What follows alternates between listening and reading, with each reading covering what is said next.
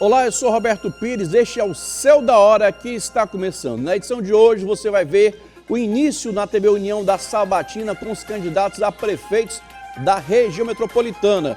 Também vai ver a morte do apresentador Silvio Santos. Também vai ver outros assuntos em instantes.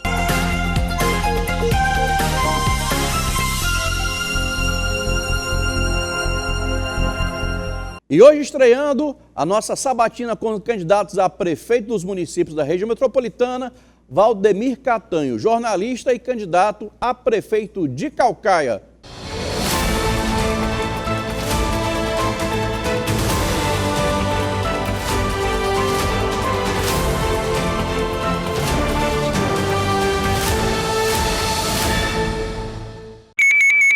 Começando o debate, a sabatina com os candidatos, recebemos hoje o candidato Valdemir Catanho, jornalista e candidato pelo PT. Seja muito bem-vindo, candidato. Um abraço Roberto, é um prazer a gente estar aqui com seus espectadores, seu público da internet, enfim, estamos aqui à sua disposição. Candidato, o senhor agora está pleiteando o voto do eleitor de Caucaia. O porquê disso? Roberto, a gente acredita na política, certo? Eu acredito muito que a política é o melhor instrumento que a humanidade construiu, né?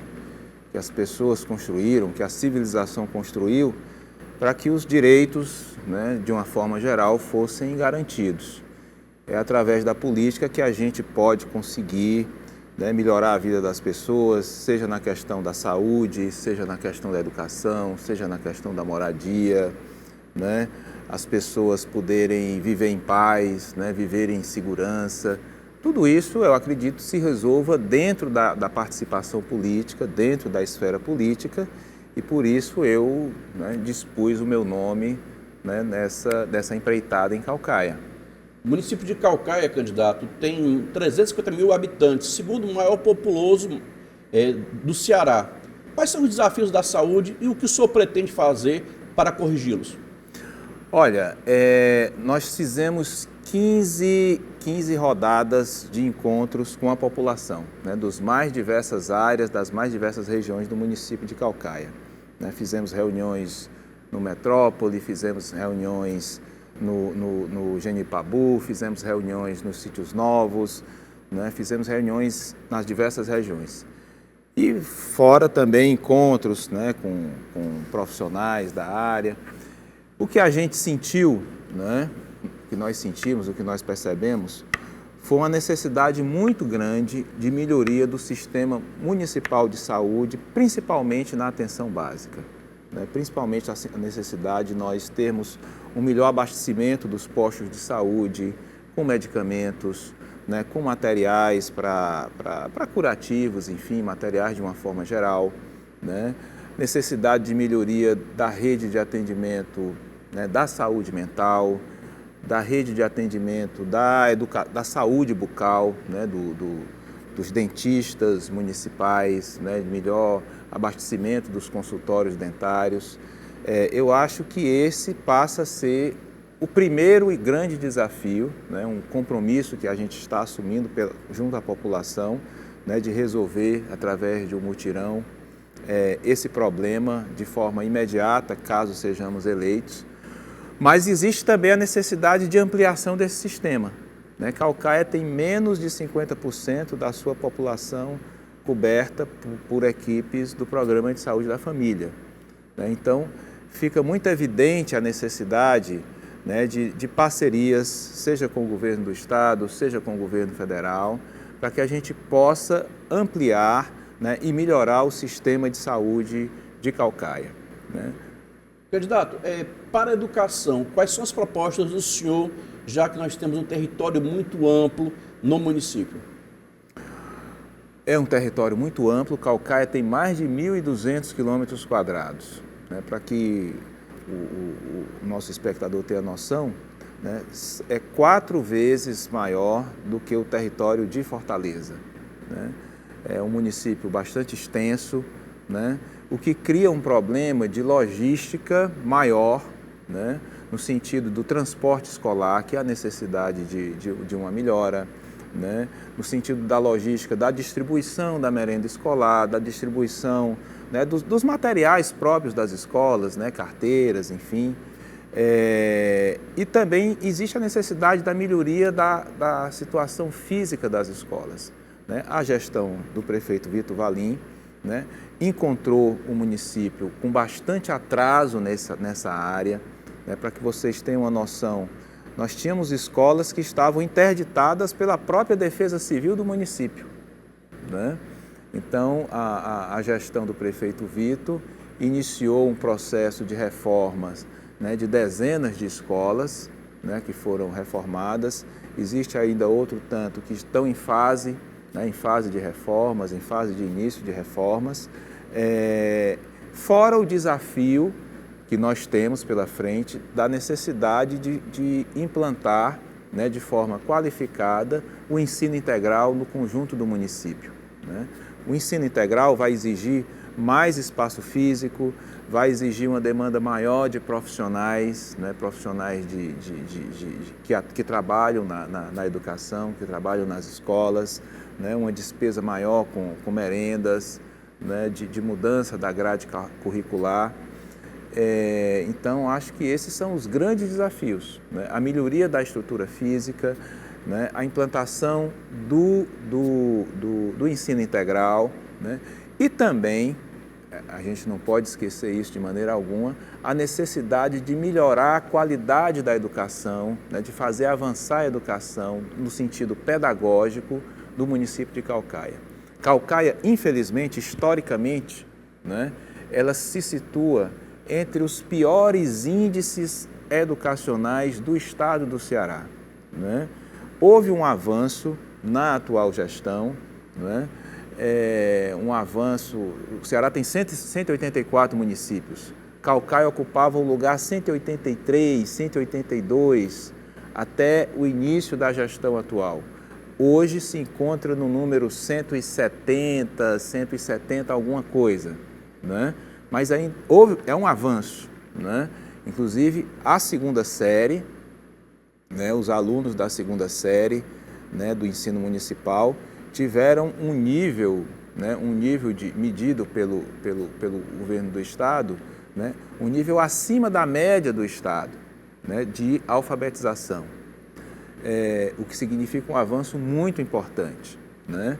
Mas quando se olha o quadro de conjunto, né, o conjunto das séries, desde o ensino infantil até a 9ª série, a gente vê que nós temos muito trabalho ainda para fazer, ainda temos muito que avançar. Qual seria a estratégia, candidato? O que é que o senhor vai se comprometer com o eleitor, caso escolha o senhor? Qual é a meta, o objetivo, a estratégia? O que é que o senhor pretende entregar para essa população? Nós pretendemos entregar, né, o ensino integral, de uma forma qualificada. Uma escola, 2, 10, tem um número em mente? Não, nós temos uma meta, na verdade, um acordo com o governo do estado de até o final de 2026, todo o ensino municipal já esteja integralizado, né? Então, o nosso objetivo, naturalmente, é cumprir essa meta. Agora, nós temos a obrigação de cumprir essa meta da forma mais qualificada possível, né? Não fazer isso de qualquer jeito. Isso passa pela estrutura física das escolas, isso passa pela construção, né, pela implantação de mais salas de aula, né? Isso passa pela capacitação dos profissionais, contratação de mais profissionais, né? Enfim, tem um conjunto de providências que precisam ser tomadas para que isso seja feito, né? Isso para não falar da necessidade de melhoria, né, da qualidade do ensino, né, do resultado do ensino, do avanço pedagógico, que é uma necessidade premente também. Candidato, a gente também lembra que há aquela criança de 2, 3 anos. Qual é o projeto do senhor para creches? Qual é o retrato hoje e qual é a meta do senhor? Olha, a nossa situação também é de deficiência muito grande no número de creches do município, né? A nossa meta é pelo menos duplicar o número de creches que existem hoje no município, buscando recursos junto ao governo federal, buscando recursos junto ao governo do estado. Recentemente, né, o governo Lula liberou três unidades de ensino infantil para o município de Caucaia, né? Houve um anúncio pelo próprio ministro da Educação, o ministro Camilo Santana, de uma creche na localidade da Jandaiguaba, né, já para o ano que vem, e nós temos que ir atrás disso, né, ir atrás de mais recursos, seja junto ao governo do estado, seja ao governo federal, para que a gente supra esse déficit que atualmente existe. Agora, é importante ressaltar, são déficits históricos, não são déficits de agora, né? São déficits que existem desde que Caucaia é Caucaia, né? Houve um avanço, né, na última gestão, na gestão atual, né? Mas a situação é uma situação que é ruim desde que Mas o senhor, no seu plano de governo, estabeleceu uma meta, o senhor pretende instalar um município com o gestor Catanho, pretende instalar, por exemplo, no Capuã, em sítios novos, aonde que seria, como seria, a quantidade que seria? Nós pretendemos dobrar a quantidade de unidades no ensino infantil, né? Vamos fazer um diagnóstico de onde há maior demanda, né, desse tipo de ensino, e vamos também trabalhar no sentido de ouvir a população, para saber da população qual é a prioridade de cada lugar, né? Não adianta eu levar uma creche para um determinado bairro, uma determinada comunidade, quando a necessidade daquela comunidade, dito pelas próprias pessoas, é de um posto de saúde novo, né? Ou é de uma escola, né, para as idades mais altas e não um ensino infantil, né? Então, nós entendemos que nós devemos ter um governo que escute o povo, já que nós não podemos, né, ficar fazendo as coisas de forma aleatória. Candidato, uma das coisas que pertence ao município é a Guarda Municipal. É um serviço da Guarda Municipal que o senhor, se for eleito, irá ficar responsável. Qual é o retrato, o que é que o senhor pretende fazer, qual é a proposta para este segmento? A Guarda Municipal ela pode dar uma colaboração muito grande na melhoria da segurança pública do município, né? Ela precisa ser melhor capacitada, né? Recentemente houve um concurso em que está aumentando o efetivo da Guarda, né? Salvo engano de 150, estão entrando mais 50 novos guardas, né? Novas pessoas. A Guarda pode ajudar a segurança pública do Estado no sentido de compartilhar informações, no sentido de ter um trabalho articulado com a Guarda presente nos locais, né, de maior fluxo de pessoas, né, praças, ter uma atenção maior, principalmente na vizinhança, na proximidade das escolas, né, dos órgãos públicos, e precisa ser melhor equipada, né? Precisa de mais viaturas. A Guarda Municipal hoje só possui um número aquém da necessidade, né, que é exigida para que possa estar presente nos mais diversos locais do município, né? O município é um município muito grande, então precisa de mais viaturas, precisa de mais equipamentos, não é? Para que a Guarda possa se fazer mais presente e a sensação de segurança, né, da população aumente.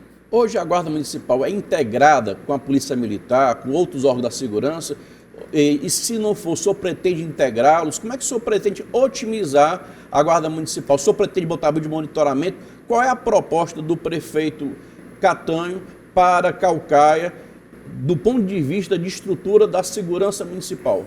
Já existe um nível de integração que precisa ser aprofundado, certo? Essa questão do vídeo monitoramento, por exemplo, nós conseguindo recursos, nós precisamos ampliar isso, pretendemos ampliar isso.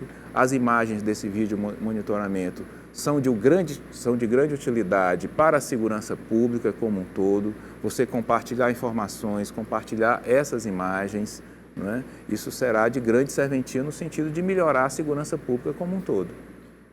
Candidato Catanho, a gente precisa lembrar que há um adensamento no município de Caucaia, como é a Jurema, Novo Metrópole. O senhor pretende abrir alguma avenida nova? Qual é o objetivo da circulação viária básica? Qual é o objetivo para a mobilidade urbana dentro de Caucaia? Olha, a principal demanda de mobilidade urbana que nós ouvindo o povo, né, percebemos, é no sentido da qualificação das vias hoje existentes, né? Nós temos uma demanda enorme por mais estradas, né? Isso falando da zona rural, nas zonas mais urbanas, nas zonas já urbanizadas, como é a Grande Jurema, uma demanda muito forte, né? Para que o município qualifique a pavimentação das ruas, não é? Acabe com buracos, restaure o asfalto que existe, ou então faça o asfaltamento onde não tem nada, onde a via não é asfaltada. E existe também um compromisso nosso, né, de fazer a ligação da Jurema, né, com Fortaleza através ali do Conjunto Ceará, certo? É uma demanda muito antiga, né, que nós temos o compromisso, inclusive já em parceria com o próprio governo do estado, com o governador Eumano de Freitas, da gente fazer essa ligação direta, né, entre a Jurema e o Conjunto Ceará. Então é uma promessa do candidato Catanho ligar a Jurema, criar esse fluxo melhor, seria isso? Esse fluxo até já existe, só que é feito de uma forma absolutamente precária, né? Então, o que nós precisamos fazer, né, o que nós vamos fazer, né, já entramos isso já foi assunto de conversa nossa, né, com o próprio governador Eumano de Freitas, é que a gente atenda essa reivindicação tão antiga dessa ligação, que vai contemplar tanto os moradores do Conjunto Ceará, como vai contemplar ali os moradores do Marechal Rondon, do Parque Albano, enfim, ali daquela região toda. Candidato, nós sabemos que há uma vocação natural em Caucaia pelo turismo, um local que ocupa ali o território litoral de Caucaia muito bonito. O que é que o senhor pretende apresentar para a população nesse momento como proposta para o turismo, geração de emprego e renda? Roberto, primeiramente o turismo ele precisa ser incrementado, é um fator decisivo, né, muito positivo no sentido de gerar mais empregos, é um ramo da economia, uma indústria, né, que altamente, que usa muita mão de obra. Agora, o que nós vemos é que o turismo de Caucaia não pode ficar restrito exclusivamente ao Cumbuco, né? Então, Caucaia é um município com a natureza exuberante, nós temos serras muito bonitas, como a Serra da Rajada, a Serra do Juá, né? É um município que tem um sertão, né, enorme. Os mercados de Caucaia, tanto o mercado do centro como o mercado da Jurema, eles não atendem os turistas, eles não estão prontos para receberem os turistas que andam em Caucaia. E, ao mesmo tempo, veja bem a ironia, conversando, inclusive, com empreendedores do turismo do próprio Cumbuco, eles se queixam de que o turista vem a Caucaia, né, e encontra pouca diversidade de programação, né?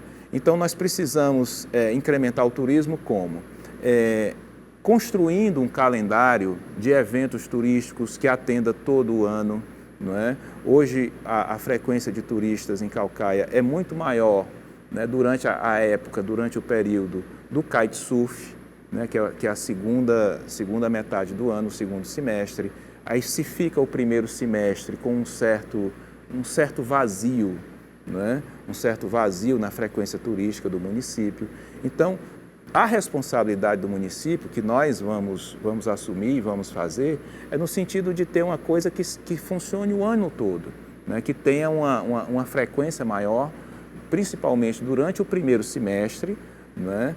Para que a gente dê opções ao turista que for a Caucaia de ir a uma serra, de ir ao mercado, né? de visitar, né, a nossa população indígena, né, que é uma riqueza cultural que Caucaia tem, né, um artesanato bastante específico.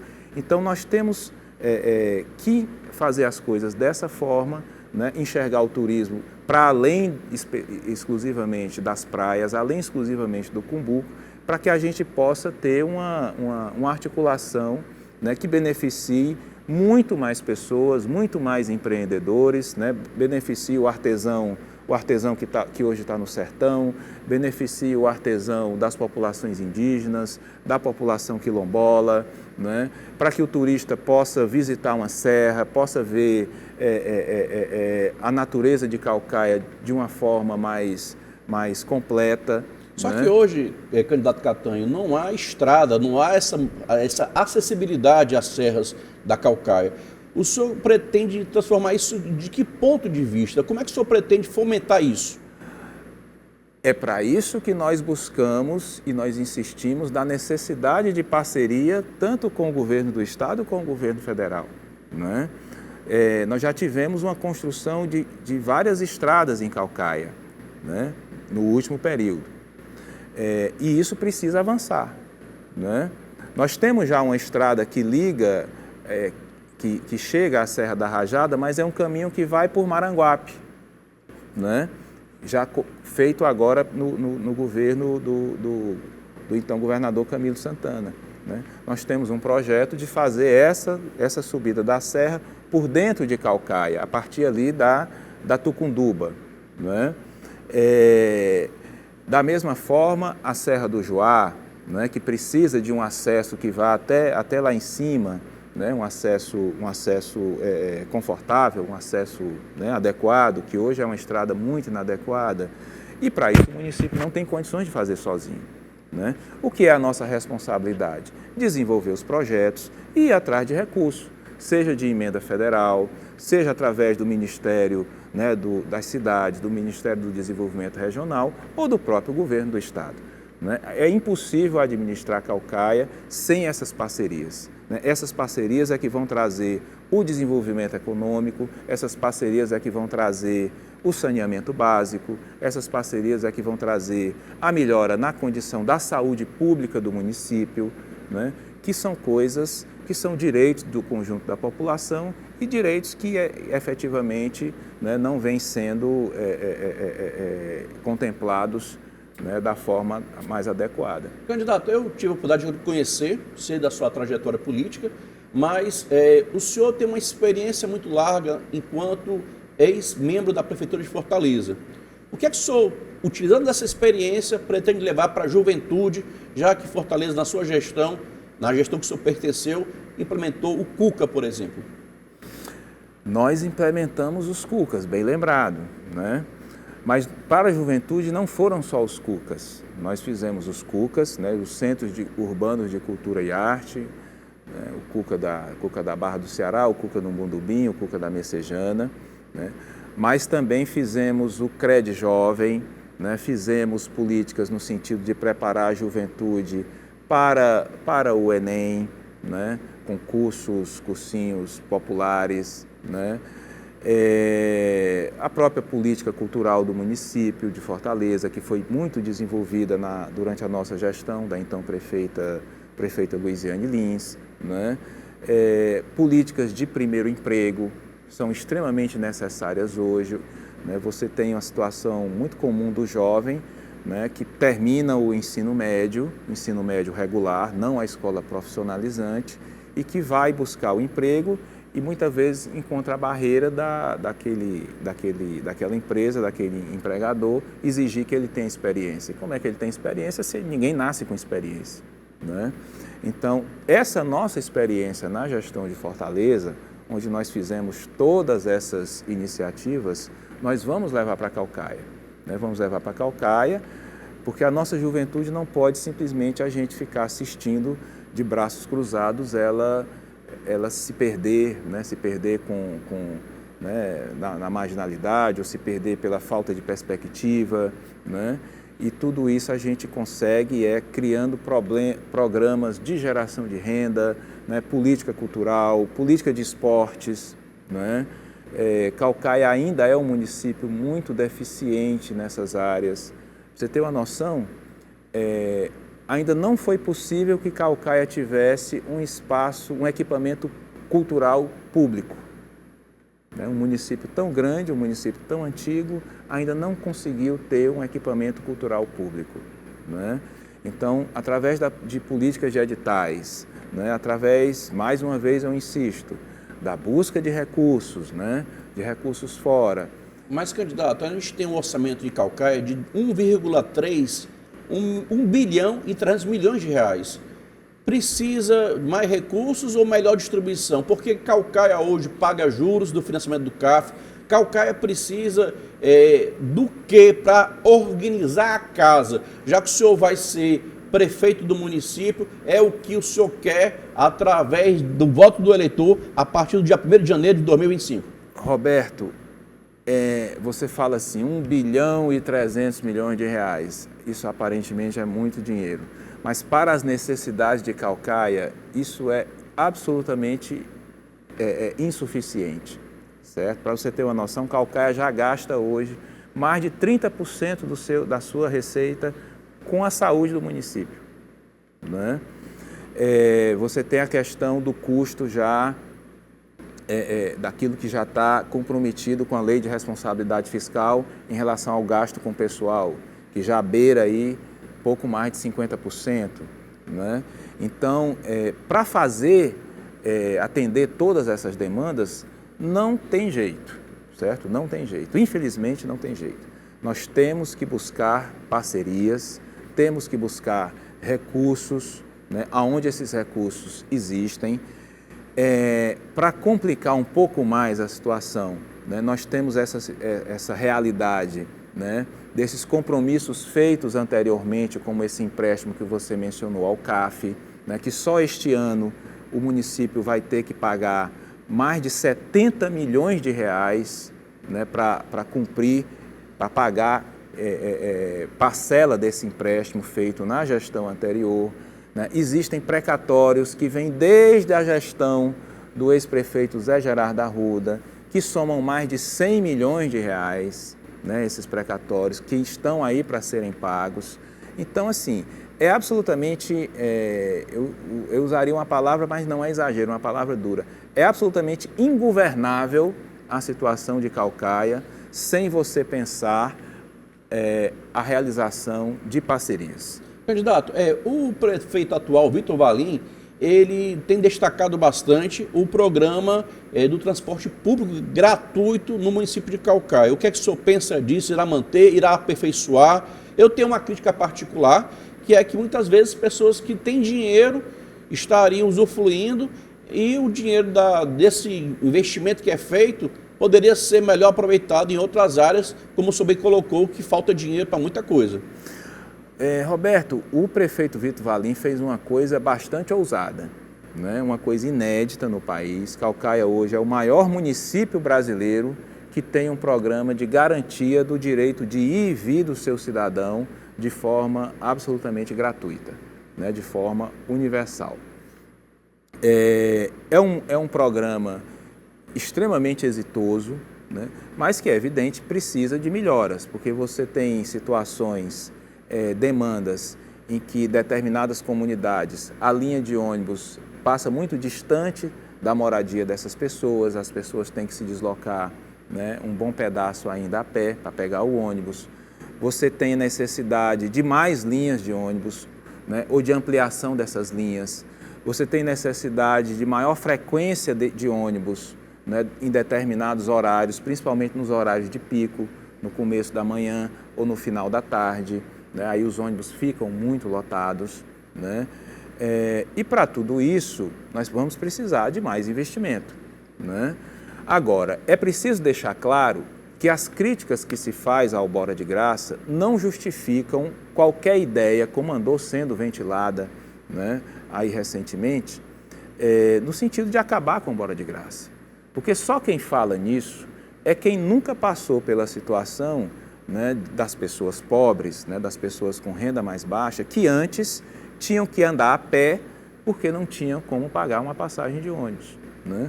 Ou antes tinham que pedir dinheiro emprestado a um vizinho, a um parente, porque também não tinham dinheiro para pagar uma passagem de ônibus, pagar uma passagem para ir procurar um emprego, pagar uma passagem para levar um filho no médico ou para ir resolver qualquer problema que tinha dentro de casa.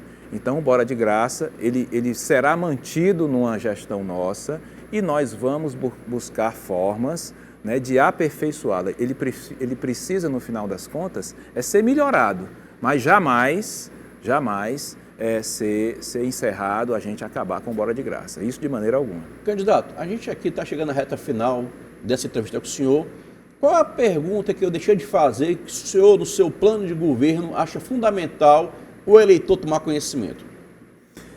Você não me perguntou pela importância da participação popular. Pois não responda agora, candidato. Roberto, é o seguinte, eu acredito firmemente, né, que um governo, ele governa melhor junto do povo. Né? As pessoas hoje elas não confiam na política, não confiam nos políticos, principalmente porque os políticos saem prometendo coisas que muitas vezes sabem antecipadamente que não podem fazer. Né? E depois esse político some. Passa a eleição, ele se elege e some, ele desaparece da população. Isso cria uma desconfiança justa em relação, né, que as pessoas têm em relação à política de uma forma geral. Nós pretendemos em Caucaia fazer diferente. Nós vamos fazer aquilo que a gente chama de um governo participativo, através de um sistema de participação popular, onde a pessoa, né, onde as comunidades decidam efetivamente o que é prioridade ser feito naquela comunidade. Nós estamos procurando sempre falar a verdade para a população, no sentido de não ficar vendendo ilusões, vendendo facilidades. Né? O orçamento é extremamente restrito diante das demandas, diante das necessidades. Então, nada mais justo, se o município não tem recurso suficiente para fazer tudo que a população precisa, fazer tudo ao mesmo tempo, que a população decida o que é que deve ser feito de imediato e o que é que pode esperar para ser feito depois. Né? Então, nós vamos fazer isso numa gestão nossa, uma gestão que o prefeito, né, que a prefeitura governe junto com o povo, que a prefeitura escute as sugestões que o povo venha a dar para melhorar o sistema de saúde, para melhorar o transporte escolar, né, para melhorar o transporte público. Muitas vezes a pessoa chega e diz, rapaz, essa linha de ônibus devia dobrar naquela esquina e mudar o percurso dela e atender muito mais pessoas, e a gente simplesmente não escuta. E um governo próximo da população, nós vamos saber efetivamente se o posto de saúde de fato melhorou como a gente se comprometeu a fazer, né? Se a educação de fato melhorou como a gente se comprometeu a fazer, e isso nós vamos fazer ao longo dos 4 anos. Né? Estar sempre presente nas comunidades, reunindo as comunidades, reunindo as principais lideranças de cada lugar, ouvindo sugestões, ouvindo críticas, né? trocando ideias, né? Dando satisfação daquilo que o município está fazendo, ou por que não conseguiu fazer determinada coisa, e explicando como é que a gente imagina que vai resolver cada problema de cada lugar. Candidato Catanho, eu queria que o senhor, em 30 segundos, pedisse seu voto para o eleitor no dia 6 de outubro. Meu querido eleitor, minha querida eleitora, né? Me dirijo agora diretamente a você. Caucaia é um município muito carente, Caucaia tem imensas desigualdades, né? Tem populações que vivem com abastecimento de água feito à base do carro-pipa, né? Áreas que ainda não têm saneamento básico, áreas que precisam de moradia mais digna. Nós temos a necessidade de melhorar efetivamente a situação dos postos de saúde, dos consultórios dentários, né? Melhorar o nosso hospital. Nós já temos o compromisso do governador Elmano, né, de fazer uma reforma no nosso hospital, transformá-lo num hospital maior, que atenda de forma mais qualificada, né, o cidadão não só de Caucaia, mas de toda a região. Agora, nós temos que fazer isso sem demagogia, fazer isso falando a verdade, fazer isso dando atenção àquilo que a população acha que é mais importante ser feito. E o nosso compromisso é fazer uma prática política, construir uma prática política diferente disso que a gente vê no dia a dia. Uma prática política em que a gente fale a verdade, use da sinceridade e que a gente governe junto com o povo, né? Governe de forma participativa. Então é isso que nós pretendemos fazer e eu acho que é assim que nós vamos construir uma Caucaia melhor para todos nós, uma Caucaia onde todos possam ser felizes, onde todos possam viver em paz e ter os seus direitos, todos eles respeitados. Então é para isso que a gente está colocando o nosso nome, é para isso que a gente quer governar Caucaia pelos próximos 4 anos. Obrigado, candidato Obrigado, candidato Catanho, pela sua participação. Boa sorte. E agora vamos para o pequeno intervalo. Na volta tem mais.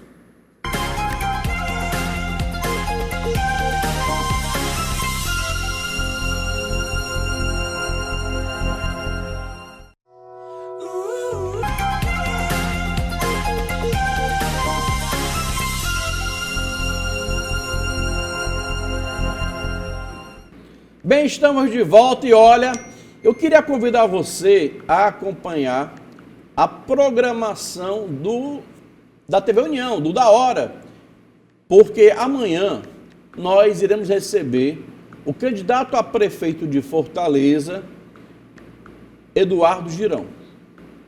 Também vamos receber amanhã o candidato a prefeito de Caucaia, Naomi Amorim. Caucaia, nós conseguimos fechar com os 4 candidatos. Então hoje foi o Valdemir Catanho, na terça, Naomi Amorim, na quinta, Emília Pessoa e na sexta-feira, Aginaldo de Oliveira. Então, contemplamos Caucaia. Já convidamos para quarta-feira, próxima quarta-feira, a candidata a prefeita de Maranguape, Samara Cordeiro. Também, para a próxima quarta-feira, o candidato a prefeito do Aquiraz, Jair Silva. Convidamos para a TV União o André Fernandes, Eduardo Girão já está confirmado para amanhã, aí temos André Fernandes, Sarto, Evandro e Capitão Wagner. Então, convidamos esses candidatos, que são os candidatos que têm maior, digamos assim, colegiado de deputados federais, que tem maior percentual de, digamos, pesquisa, melhor percentual, melhor pontuo nas pesquisas de opinião pública, pesquisas eleitorais. Então, os 5 candidatos para Fortaleza estão contemplados nesse pacote. Fortaleza tem 9 candidatos. Então, desse pacote, a gente está vendo aí como vai adequar aos outros, mas esses 5 que são os principais, nós convidamos. Também, Cascavel, falei hoje com a equipe da candidata Paulinha Dantas, convidando, reforçando o convite. Falei, inclusive, com a própria candidata Paulinha Dantas.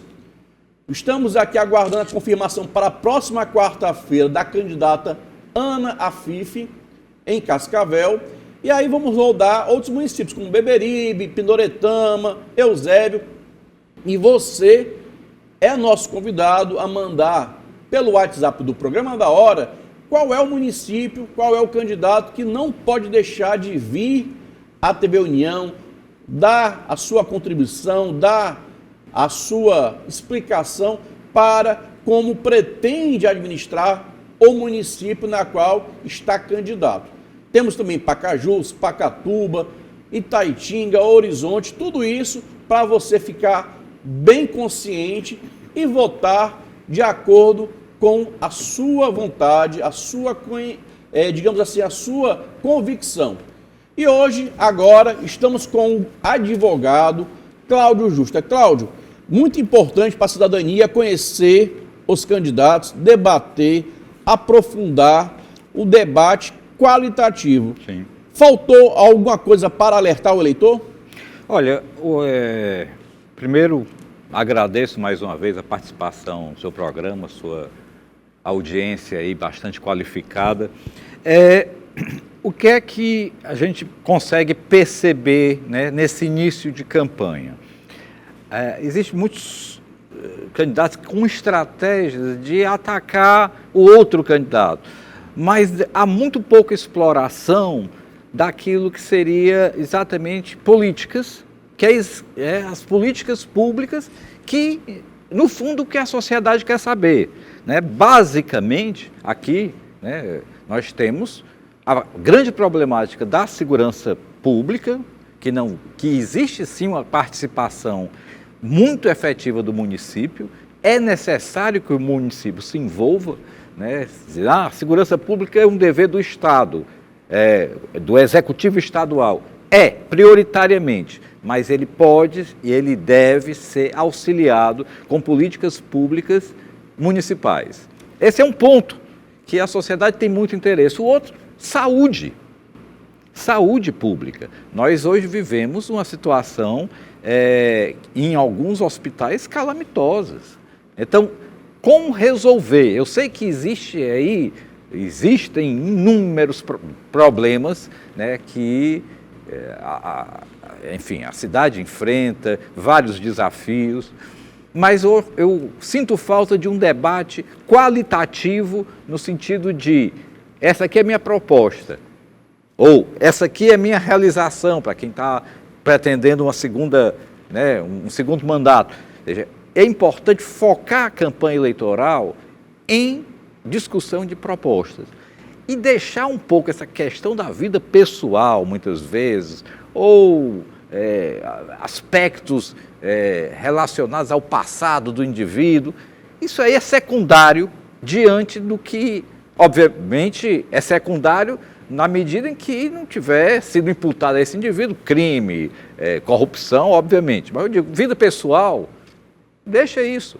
Vamos discutir realizações, o que já fez, não necessariamente como prefeito, como vereador, se tivesse sido vereador, como gestor de alguma secretaria. É importante mostrar realizações e é importante mostrar um programa consistente. Eu acho que basicamente isso que a sociedade espera desse processo eleitoral. Olha, aí tem muita situação que a gente fica na dúvida se é papel do Estado, da União ou do município. Nós temos aí a distribuição das tarefas da saúde, mas um exemplo disso é a saúde mesmo, que a gente vê uma UPA que pertence ao Estado, outra pertence à Prefeitura. No final a população fica confusa e não funciona bem nem para um e nem para outro.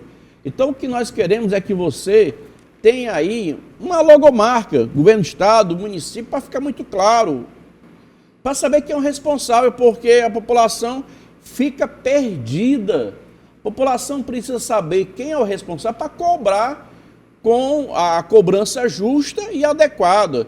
Ou você pensa diferente? Não, o que existe, realmente você tem as competências, que são definidas, inclusive, constitucionalmente. Aquilo que compete à União, aquilo que compete aos estados e aquilo que compete aos municípios. E existe, e definido pela própria Constituição e leis complementares à Constituição, que deixam muito claro a obrigação concorrente, né?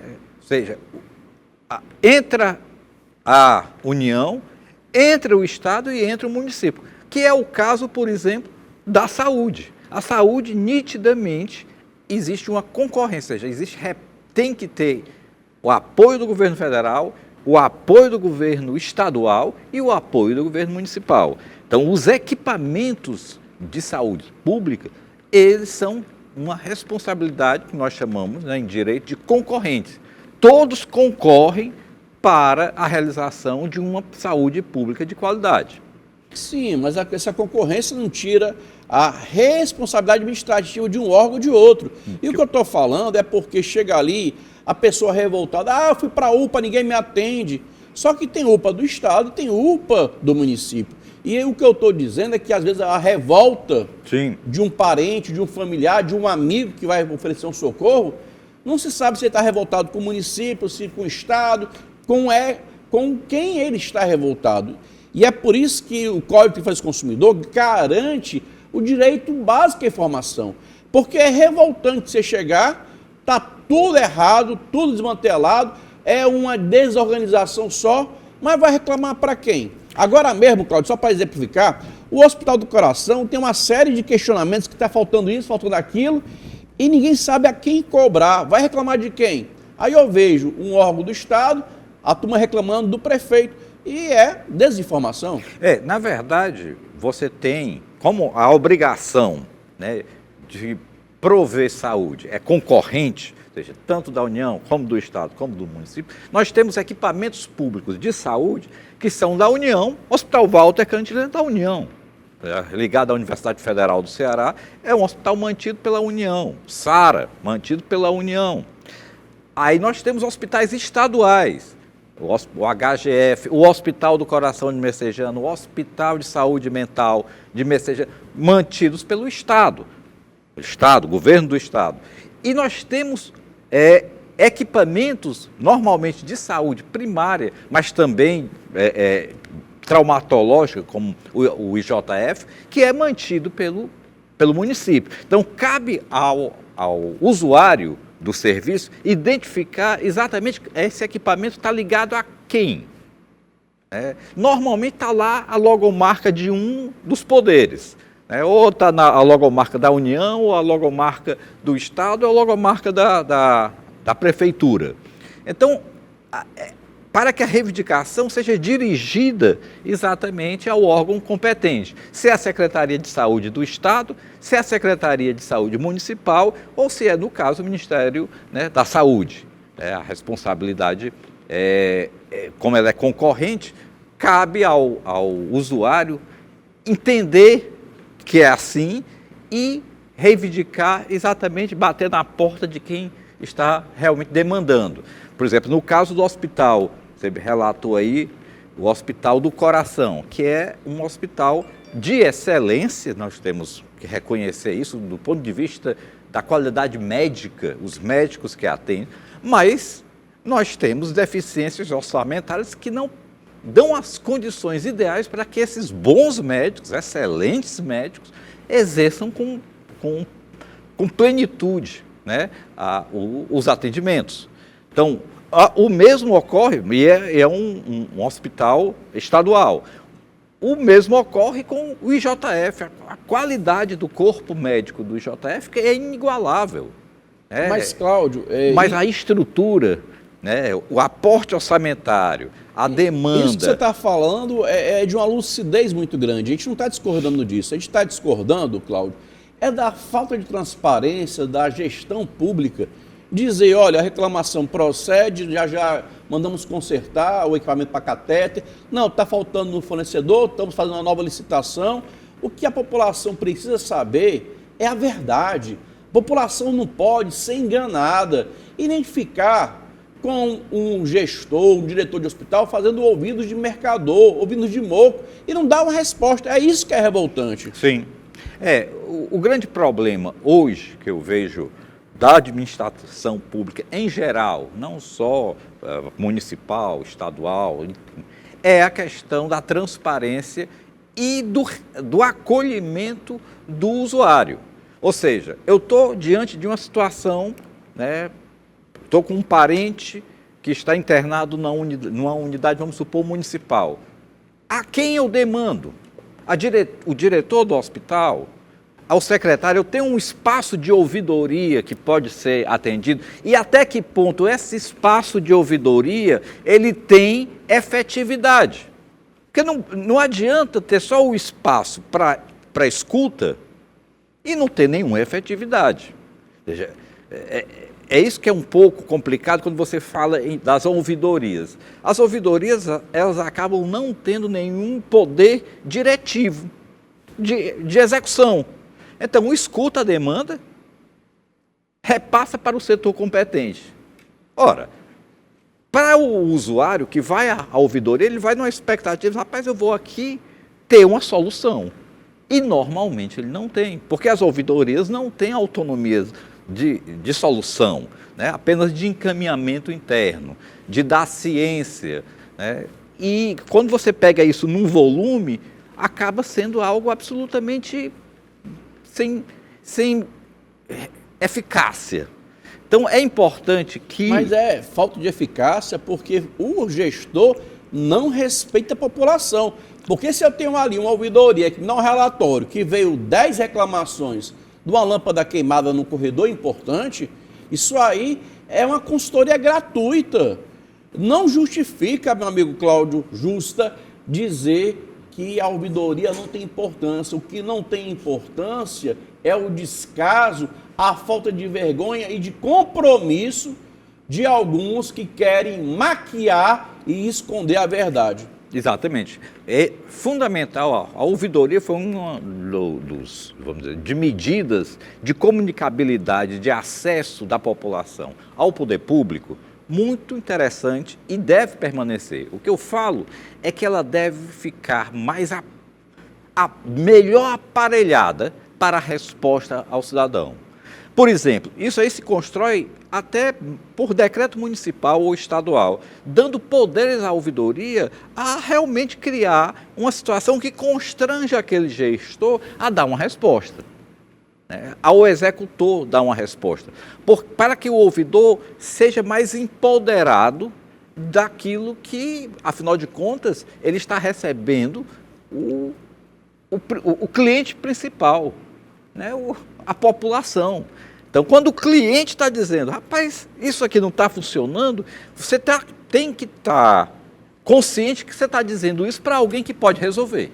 Olha, você quer um exemplo do que é importante? A população denunciando aqui que em alguns locais a CAGES está quebrando a rua e está deixando um buraco. Então, é isso que a gente aqui tem aqui, ó, o Ricardo fez a seguinte reclamação, CAGES fazendo buracos aqui no conjunto dos bancários e não estão tampando os buracos. Eles fazem o serviço e não tampam. É a reclamação que vem lá do conjunto dos bancários. Olha, mandei aqui Cascavel, Anafif. O convite para a Anafif foi feito, inclusive na sexta-feira a candidata Anafif me respondeu, disse que estaria em Fortaleza, mas por uma falha de comunicação minha com a candidata Anafif, nós já não tínhamos mais estúdio para gravar a participação dela. Então, fica aqui o registro que a candidata Anafif se colocou disponível a ser sabatinada, entrevistada na TV União, dizendo à população de Cascavel o que pretende fazer pela população se for eleita. Fica aqui o registro. O candidato Cleiton, professor Cleiton, a gente não conseguiu ainda uma resposta e a candidata Paulinha Dantas nos pediu para falar com a pessoa que ainda sequer disse sim ou não. Então, dos 3 candidatos, a única candidata que teve uma comunicação mais aperfeiçoada foi a Anafif e falamos isso por respeito ao nosso telespectador. Olha, o Francisco disse que no José Walter, se depender de mim, os médicos e enfermeiros estavam na praia. Não entendi muito bem, não. O problema do Brasil é que não cuida da saúde. Cuidar da saúde a gente sabe que não cuida, né? Isso aí a gente sabe. O que a gente está querendo, Cláudio, é sugestões para corrigir, porque os médicos muitas vezes são incompreendidos e até mesmo desrespeitados, porque tem um horário ali de descanso, aí chega lá um babaca, desculpa, mas você é um babaca que vai lá no horário que o médico está em repouso, sem saber se ele está ou não no horário de repouso, e grava o médico no momento de privacidade, digamos assim, do resguardo do profissional. Então, Cláudio, a população muitas vezes vê hoje a turma da lacração, imbecis que acham que são melhores que os outros. O grande problema, né, nós temos que ser bem realistas. Nós temos, ou seja, o modelo brasileiro de saúde pública é um modelo inovador no mundo todo. Aqui, isso não acontece em nenhum país europeu, nem nos Estados Unidos. Aqui, o Estado pode fornecer saúde indiscriminadamente a todos. Mesmo aqueles que têm, não só os hipossuficientes, mas qualquer um. Quem sofreu um acidente de trânsito, ele pode dar entrada no IJF. Está entendendo? Ou seja, a cobertura é geral. No entanto, isso demanda um orçamento compatível. E se gasta muito com saúde. E por que se gasta muito com saúde? Porque saúde, ela está ligada a um aspecto técnico, de desenvolvimento tecnológico. A medicina evolui muito rápido. Então, por exemplo, surge no laboratório X um fio de sutura, que é para suturar, melhor do que o que está sendo utilizado, ele deve ser chamado. Ou seja, o Estado tem que comprar esse que é melhor. Nesse sentido, ou seja, a adequação à tecnologia. Né? Se você tem uma capacidade de diagnóstico ampliada pelo desenvolvimento de algum equipamento, tem que adquirir esse equipamento. Então, é uma área extremamente cara. E a demanda É esse o grande problema. A demanda nos grandes centros é muito grande. Por quê? Porque aquela parcela que poderia ser simplesmente bem tratada, do que se chama de atendimento primário, ele não precisaria procurar hospitais gerais, bastariam procurar exatamente pequenas unidades. Essa era a ideia das UPAs. Ou seja, um indivíduo que está com um problema gástrico ou uma virose que não evoluiu para um quadro maior, uma pneumonia, ele pode ser tratado ali mesmo no seu município, na sua pequena localidade. Mas o que é que se observa? Como é negligenciado. Você vê como a questão é complexa. Como muitos municípios negligenciam a saúde, ele sobrecarrega os grandes centros. Tanto Sobral, né, como Fortaleza, como Crato, como Juazeiro, eles passam a ficar sobrecarregados. Por quê? Porque os municípios, eles não estão cuidando daquilo que se chama de atendimento primário. Um atendimento primário bem feito evita muita busca de atendimentos mais complexos. Porque às vezes a doença fica mais complexa por falta de atendimento, por falta de diagnóstico mais rápido. Então, uma simples apendicite que poderia ser rapidamente diagnosticada e feita, passa a evoluir muito rapidamente para um quadro clínico que demanda um tratamento mais especializado, né? Então, isso sobrecarrega os grandes centros. Você está coberto de razão, é justamente isso que a gente está falando, Cláudio. A gente está falando da necessidade de saúde para todos, seja a partir da preventiva, que é o saneamento básico, é você não ver o seu filho com o pé na lama. Mas eu vou continuar esse assunto e outros assuntos com você, porque agora vamos para o pequeno intervalo. Eu vou ler aqui as mensagens que chegaram no WhatsApp do programa e na volta tem mais da hora. Vamos lá!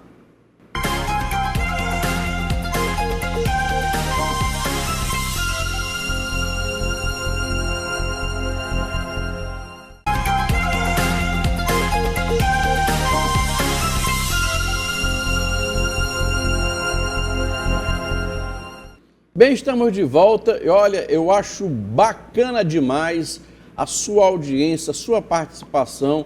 Aqui eu falei há poucos instantes que o médico plantonista tem direito a um intervalo.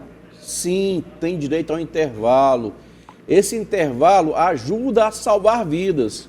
Você imagine só, você ser atendido por um médico cansado, estressado. Ele vai olhar para a tua cara, pronto, virose, vai-se embora. Próximo, virose, vai-se embora. Pronto. E tem uns que baixam a cabeça assim. Seu nome, dipirona. Próximo. É isso, minha gente. O intervalo médico é a garantia do ser humano profissional da saúde atender com qualidade. É por isso que tem tanta negligência médica, tanto erro médico, porque o médico, para sobreviver, manter o luxo, manter um padrão de vida bacana, ele tem que trabalhar em 3, 4, 5 plantões, não dá conta, aí chega e faz uma porcaria de atendimento. Aí tu que é pobre, está na fila do SUS, chega para consertar um braço, e o braço sai pior do que chegou. Então a gente está falando aqui, pelo respeito ao profissional médico, inclusive a gente trouxe aqui o Sindicato dos Médicos recentemente, o Conselho Federal de Medicina lembra e fiscaliza o intervalo médico, e a lei garante o intervalo para quem está de plantão, quem está lá mais de 6 horas. Ou tu pensa que até máquina não quebra? É isso, Cláudio, que a população tem que entender, que o médico também é um ser humano, que chora, que ri, que leva chifre, que passa chifre. Ou seja, é um cidadão de carne e osso como o juiz de direito, que erra. Só que o juiz de direito, quando erra, mantém o cabo preso. Agora, quando tu chega para operar o joelho direito e sai lá com o esquerdo operado, vai entender depois que foi a falta de intervalo médico. Gente, o que a gente está falando aqui, pelo amor de Deus, compreendam, é o bem-estar de todos. Não adianta você chegar lá, pegar um cara que está cansado e mandar atender um paciente que vai fazer uma sutura mal feita, uma cirurgia mal feita. E é isso que a gente está defendendo, a informação com qualidade. A gente não está aqui passando pano na cabeça de médico preguiçoso, não. O que eu estou dizendo é que não pode um imbecil invadir a sala de repouso achando que é bonitão das tapiocas e que vai resolver o problema do mundo, gritando, batendo. Um dia desse tinha um deputado aqui, um vereador, que foi lá no posto de saúde do hospital fazer oba-oba. Mas foi porque ele estava fazendo campanha eleitoral, marketing político. E é isso que eu repudio. A falta de respeito. Obviamente que o médico, ele vive sobrecarregado, né? No Brasil, essa é uma realidade, do médico que tem vários empregos, entre eles o emprego público, né? E ele, então, vive num regime de plantão. Agora, e por isso a necessidade da valorização salarial, o médico ganha muito. Sim, comparativamente, vamos dizer assim, a média de outras profissões, sim. Agora, o médico só ganha muito porque ele está trabalhando muito. Entenda, não é que o salário do médico, ou o salário no Estado, o salário público do médico, seja um salário razoável, não. Para o nível de responsabilidade. Você vê, por exemplo, um atendimento primário, como ele está numa unidade onde não existem as mesmas condições de exames. Você vai, por exemplo, em qualquer hospital particular, a primeira coisa que o médico faz é uma bateria de exame, né? Recomendam 10 exames. Porque é uma forma que ele tem de se assegurar. Então, ele não faz nem anamnese, ele não faz nem exame, ele não vai nem auscultar. Ele quer saber se tem exame. Ele bota exame, ali ele verifica se tem pneumonia, se não tem pneumonia, se tem isso, se não tem aquilo. Normalmente, essa estrutura não é fornecida ao médico que atende no interior do estado. Por isso, esse médico também ele precisa ter um empenho maior. Não dá para você fazer uma consulta sem examinar adequado. Já que você não tem um aparato laboratorial e técnico para lhe resguardar num bom diagnóstico, você tem que fazer isso mesmo. Então, o que muita população reclama é que o médico não faz aquele atendimento específico de ausculta, de tocar, de sentir, E aí a chance do erro ocorrer e daquele quadro se agravar e aí ter que sobrecarregar as grandes unidades é muito alto. Então, muitas vezes o médico, como você disse, vai dar uma dipirona, é o kit resolução. Dipirona, tal, para casa. No máximo bota um soro ali. Pouco tempo depois está aquele mesmo paciente retornando com um quadro mais grave. Por quê? Porque não foi diagnosticado adequadamente. Então, esse tipo de postura, talvez, é o que seja o mais criticado. É o médico, numa unidade de menor recurso de diagnóstico, não ter um empenho maior, ter uma consulta muito diminuta. Por outro lado, não se pode exigir do profissional médico que ele esteja ali sobrecarregado, né? O Estado tem também a obrigação de contratar mais médicos, de dar uma maior qualidade para esses médicos. E aí, por qualidade, é o seguinte: salário. O médico, como tem tudo que é ser humano, tem um ambicioso, tem um honesto, tem um ético. É preciso lembrar que salário não é tudo, não é só isso. Agora, você tem razão na hora que você fala de dar condições mínimas para uma boa consulta médica. De atendimento primário. Porque a gente escuta falar assim, fulano, bezetacil, cibalena. Aí tem hora que a gente está aqui tanto acostumado com ouvir com as mesmas respostas, que a gente, não, isso é besteira, é só uma virosezinha. Não vai perder tempo no médico, não. Cláudio, e eu? Deus é muito bom para mim. Deus é bom demais para mim. Tem dia que eu estou liso, aí eu vou para o posto de saúde. Tem dia que eu estou com dinheiro, eu vou contratar Unimed, Apivida, e aí de acordo com a possibilidade. Mas quando eu vou para o atendimento da Apivida e para o mesmo caso semelhante, vou para o posto de saúde, a diferença é muito grande. A médica do Apivida se levanta, bota aqui o estetoscópio, escuta o coração, o chiado do pulmão, vê lá se está com bronquite, pneumonia, e faz uma consulta que dá no final ali uma lista de medicamento. Vai. E de exames também. Deixa o dinheiro todo da farmácia. Mas isso aí, ela te deu um encaminhamento. Agora, você vai para o posto de saúde, chega no posto de saúde, começa pelo tamanho da fila. A emergência é um teste de paciência. Aí, quando você é atendido pelo profissional médico do posto de saúde, primeiro, ele te consulta a 3, 4 metros de distância. Pelo menos no posto de saúde da cidade de Dormil, o Romero Rigoberto, quando eu chego lá, a médica se senta aqui, eu me sento do outro lado, 3, 4, 5 metros, até para eu ouvir ela falar, eu tenho, ainda está na era Covid. Então eu tenho dificuldade de ouvir e ela tem dificuldade de me ouvir. Começa daí. Então o que a gente está falando, minha gente, é de ter o bom senso, de cobrar respeito pelos médicos, mas também cobrar que os órgãos que administram tenham uma gestão que não deixe faltar medicamento, gás, luva, a máscara do médico, o álcool para lavar a mão, sabonete, papel higiênico no banheiro. É o mínimo, Cláudio, você tem razão. Porque assim, o médico, ele é o mais visível do atendimento, né?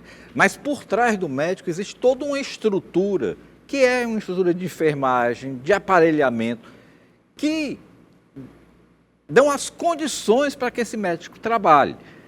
Aí o grande problema é que, da população, e eu compreendo plenamente isso, é que quando dá algum resultado desfavorável, se culpa apenas o médico. Porque ele foi negligente. Às vezes ocorre, mas você tem que ver o conjunto. Como é que está esse hospital, como é que está essa unidade de saúde? Ela está realmente tendo as condições para um atendimento adequado? É por isso, Cláudio, que eu aqui tenho que esclarecer a população. Cobrem das gestões públicas, prefeituras, Estado e União, a fixação do horário de trabalho. Você chega lá, bota aqui na câmera aberta, chega lá, aí vai aqui na parede, aí tá aqui, ó. Tá aqui a parede. Tem lá o Raimundinho, médico, enfermeiro Francisco. Aí nisso, o que é que acontece? Acontece, sabe o quê? Você tem a publicidade, o controle. Você vai saber quem é que está faltando, quem não está trabalhando. E aí nisso, Cláudio, a eficiência. Não, obviamente que é um direito da população você saber quem é que está ali operando, atuando naquele serviço. Quantos médicos tem de plantão? Porque assim, você está numa fila e você tem que ficar minimamente com a ideia, de, eu vou esperar quanto tempo? E essa espera de tempo, ela está intimamente ligada com a estrutura da unidade. Quantos médicos estão atendendo? Quantos leitos estão disponíveis? Então, isso também é importante, a informação da população. Olha, isso tudinho, Cláudio, eu quero dizer para você, continua, Cláudio, continua que eu estou gostando. Não, eu digo assim, esse tipo de informação, ele deveria ficar mais transparente. Por quê? Porque grande parte do desconforto, além do desconforto em si, de você estar numa fila, com um filho, às vezes doente, ou com a mãe, ou com um parente, e não ter uma perspectiva de quando vai ser atendido. Quando você tem as informações mais claras, olha, nós só temos aqui 4 médicos, eles estão ocupados, a fila está tanto, a numeração, pelo menos isso, informar quantos médicos tem e qual é o seu número. Cláudio, é porque esse país não é sério, Cláudio, a turma faz a coisa para roubar a gente. Você imagina que se tivesse ali na parede a relação dos profissionais daquela unidade, o cidadão não saberia que estava faltando e que no final do mês, que faltou o mês todo, recebeu dinheiro, Cláudio? Então a população precisa fiscalizar, é entender a importância da transparência. A coisa não é pública, não é dinheiro de imposto. Poxa, bota ali na parede, não custa nada. Quem são os médicos daquele plantão? Porque se você fiscaliza, a turma vai saber que não pode faltar. Aí o político, o prefeito, o ladrão, o vereador que empregou lá o fulano e o beltrano, não vai deixar acontecer, porque vai ser pego de calça curta. É isso que a gente tem que dizer para a população: fiscaliza, dinheiro é do povo. É preciso dizer isso para a população. Sim. E aí você chega e você fala, é muito feliz a sua fala, bota ali algo como tem hoje, pronto, o Apvida, por exemplo. Um exemplo, Apvida, a Unimed São Mateus, nos locais que tem lá o paciente rico ou de classe média, não tem essa informação básica? Nítido. Está ali, quantos médicos, com a previsão de atendimento, o número. Você tem. Você tem também a demarcação. Falta vontade política para implementar isso nos postos de saúde. Falta só vontade. O Sarto vier aqui, eu vou perguntar: Sarto, por que você não mandou fazer? É simples. Tem aí os candidatos, será que eles vão se comprometer? Eu acho difícil, porque desses candidatos eu não conheço um que ande de ônibus e que frequente posto de saúde. Eu até queria marcar um encontro, eu, você e o candidato a prefeito, o candidato tudinho, lá no terminal de Siqueira, para ver o que é que o pobre sofre. O pobre tem que acordar 4 horas da manhã para 5 horas e pegar um ônibus numa rua deserta e passar pelo Siqueira e voltar para o centro de Fortaleza, para Aldeota, trabalhar, lotado, feito sardinha. E aí, volta depois, olha como é que o pobre sofre. Pobre tem que ir para o céu, porque acorda 4 horas da manhã, 5 horas, vai para a rua pegar o ônibus, ainda está escuro, chega no terminal, troca de ônibus, espera, vem espremido, aí reduzir a velocidade, cheio de semáforo, o que é que acontece? Chega aqui para trabalhar 8 horas. Na Aldeota, no centro, no Meireles, na área nobre de Fortaleza. Volta, chega em casa às 11 horas da noite. A mulher está dormindo, os filhos estão dormindo. Tem dia que o filho fala assim: mamãe, cadê papai? Cadê papai? Não vê. É isso que a gente tem que falar. Transporte público no município, Cláudio. Você que é um homem muito experiente, vivido e inteligente, sabe que é dignidade. Eu cheguei na Europa, eu tive a oportunidade de ir para a Europa, cheguei lá na Espanha, em Madrid, peguei um ônibus, até para entrar no ônibus é diferente, você parece que o bicho desce assim, você entra com a facilidade. Isso é respeito, é dignidade. Aqui não, aqui até um pouco tempo prometeram um ônibus ar-condicionado, o calor... É o que nós chamamos de qualidade da democracia. Né? A nossa democracia ainda é muito fragilizada. Em que sentido? É que é o respeito ao cidadão.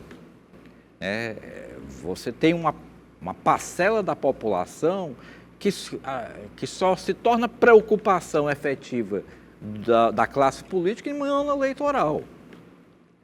Por quê? Porque a capacidade também de mobilização dessa camada é uma camada normalmente mais excluída, com baixa formação intelectual, consequentemente de difícil organização. E na Europa, não. Na Europa, se a coisa não funcionar, o pau canta. Ali tem cidadania. Então, nós temos um grau ainda no Brasil, né, de cidadania muito abaixo do ideal.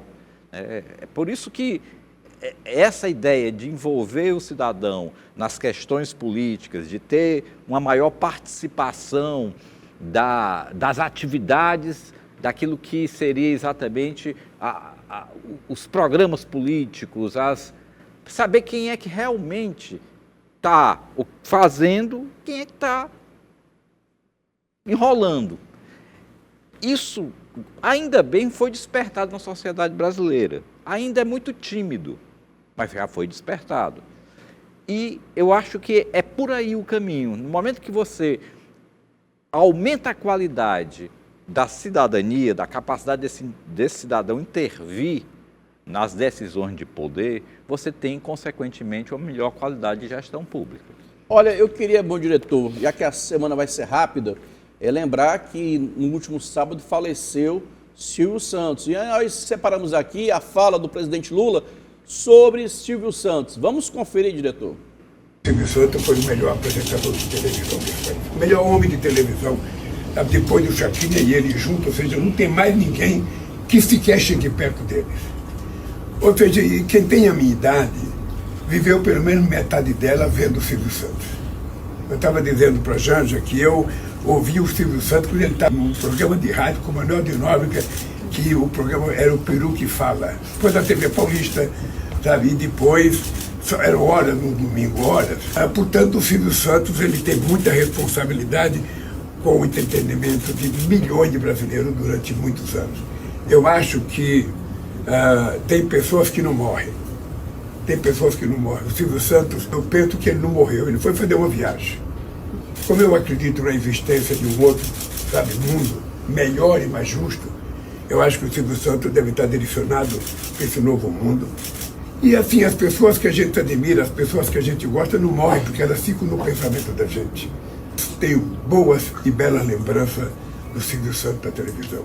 Achava o Silvio Santos um homem de bem, de caráter, respeitoso, essa pessoa que me fez ficar horas e horas sentado no sofá da sala, vendo televisão, durante anos e anos.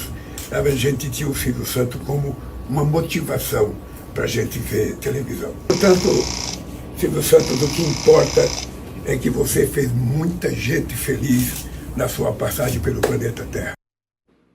Bom, dizer que o Silvio Santos é um ícone... Gente, final de semana todo mundo falou em Silvio Santos, a gente fica aqui, não tem mal o que falar sobre o Silvio Santos, mas eu vi aqui imagens que a gente botou há poucos instantes da URCA, o governador Eumano. Lembrando que esse ano teve greve de professores da URCA, esse ano a gente está discutindo eleições, esse ano é um ano que a gente vai lembrar da importância da educação e o papel do Eumano, do Camilo nessa eleição.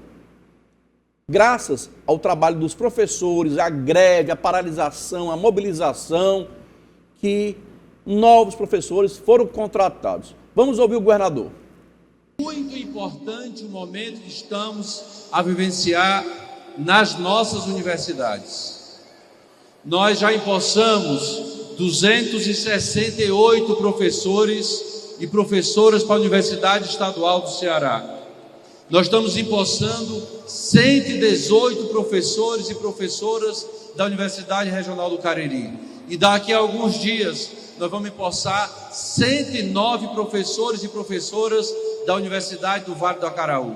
São quase 500 professores concursados para as nossas universidades estaduais. Porque é isso que nós acreditamos. Às vezes nós gostaríamos de ir no passo mais veloz, com melhorias ainda mais consistentes, mas cada passo que vamos dando é passo para fortalecimento da universidade. Por questão de justiça, nós temos que dizer muito obrigado ao ex-governador Camilo Santana, à nossa ex-governadora Isolda, ao nosso ex-reitor Lima Júnior, e a garantia da continuidade, nós que estamos agora no governo do Estado e o reitor Carlos Kleber. Estamos aqui para dar continuidade a esse projeto de fortalecimento da universidade. E queria, com muito carinho, agradecer a decisão de vocês de serem professores e professoras dessa universidade.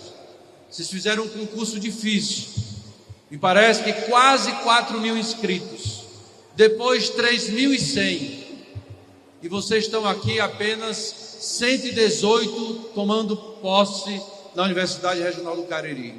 Por isso eu quero dizer ao povo do Cariri, nós estamos hoje dando posse aos melhores professores que a Universidade Regional do Cariri poderia ter para dar à universidade de qualidade que o nosso povo merece. E queria, portanto, agradecer essa decisão de vocês de vida, porque é evidente que é uma decisão de vida de ser professor da universidade. Maioria de mulheres. quase metade já com experiência como professores temporários.